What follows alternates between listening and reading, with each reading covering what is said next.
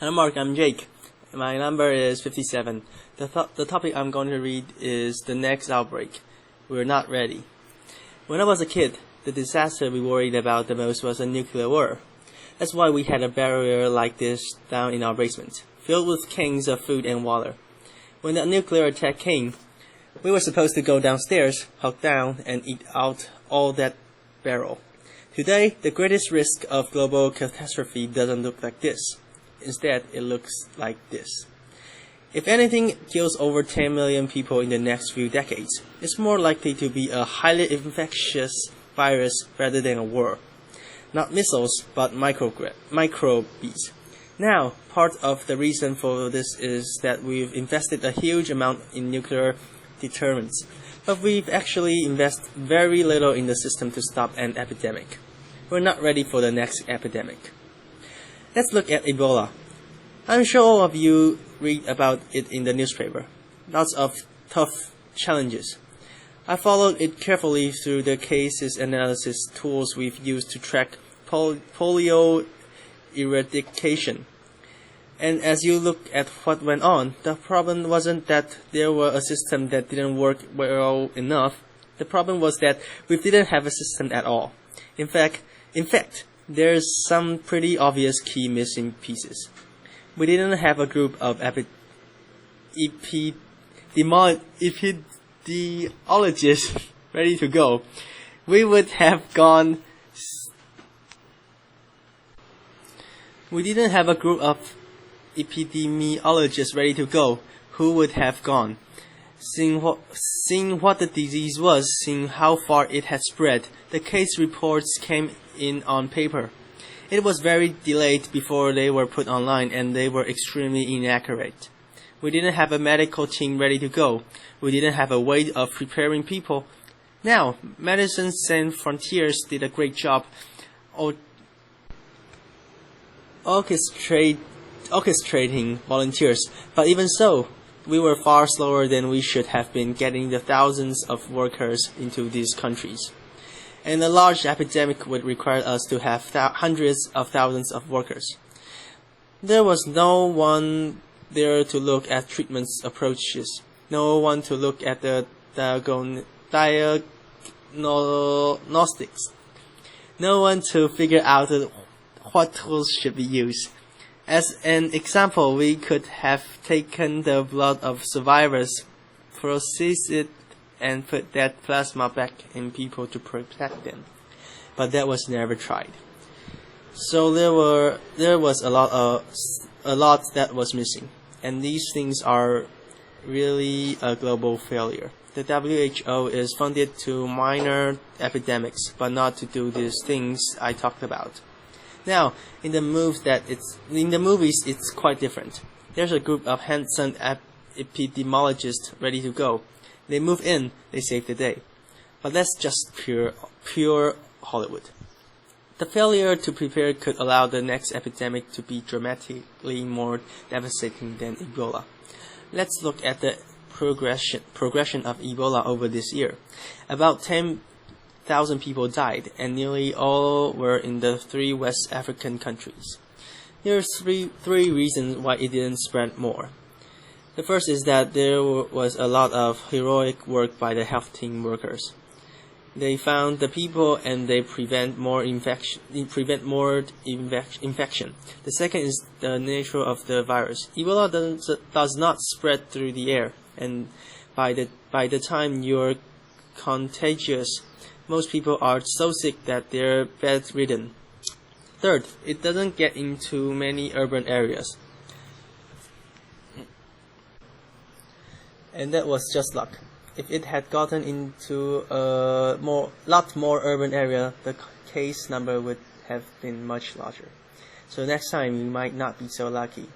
You can have a virus where people feel well enough while they're infectious that they get on a plane or they go to a market. The source of the virus could be a natural epidemic like Ebola, or it could be bioterrorism. So there are things that would literally make things 1,000 times worse. In fact, let's look at a model of a virus spread through the air like the Spanish flu back in 1918. So here's what would happen. It would spread throughout the world very, very quickly. And you can see over 30 million people died from that epidemic. So this is a serious problem. We should be concerned. But in fact, we can build a really good response system. We have the benefits of all the science and technology that we talk about here. We got cell phones to get information from the public and get information out of them. We have satellites map where we can see where people and where they're moving. We have advances in biology that should dramatically change the turnaround time to look at a pathogen and be able to make drugs and vaccine that fits for that pathogen. So we can have tools, but those tools need to be put into an overall global health system, and we need preparedness. The best lesson I think on how to get prepared are again what we do for war. For soldiers, we have full time waiting to go. We have reserve that can scale us up to a large number. NATO has a mobile unit that can develop very rapidly. NATO does a lot of war games to check. Are people well trained? Do they understand about fuel and logistics at the same radio frequency? So they are absolutely ready to go. So those are the kinds of things we need to deal with the epidemic. What are the key pieces? First, we need strong health system in poor countries. That's where mother can give birth safely. Kids can get all their vaccine.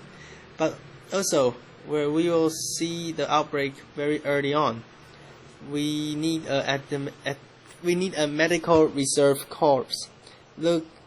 Lots of people who've got the training and backgrounds who are ready to go with the expertise.